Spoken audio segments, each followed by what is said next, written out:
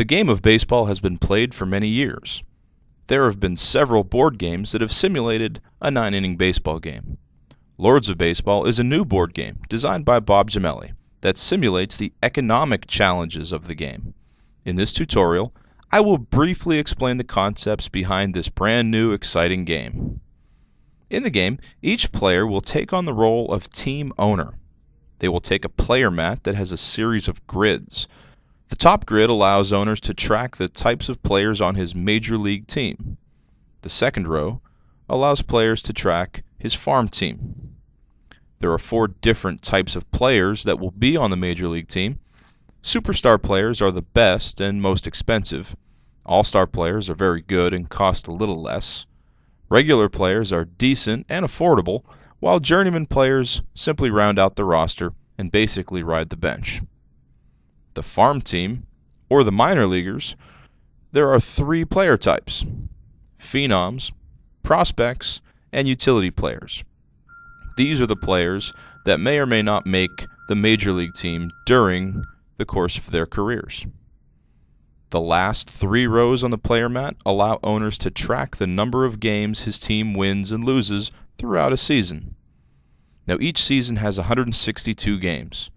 Famous baseball manager Tommy Lasorda once said that no matter how good a team is, they will win a third of their games, lose a third of their games, and whatever they do with the last third determines how good a season they will have. This is simulated in Lords of Baseball. Each team is given 45 wins and 45 losses to account for 90 games. The rest of the games are simulated in the early season, the middle season, and the late season.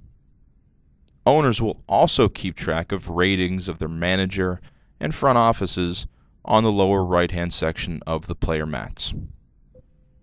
Owners will play cards on themselves to earn wins and money. They will play cards on their opponents to give out losses and fines. Owners will play cards through the early, middle, and late seasons until they have all played 162 games and have a final record. The team with the best record will advance to the playoffs, and a short postseason is then held. At the end of the postseason, players do a victory point check using the following chart. The game lasts for a minimum of 3 seasons, and when the final season is played and scored, the owner with the most victory points is declared the winner. Lords of Baseball has been a work in progress for 5 years.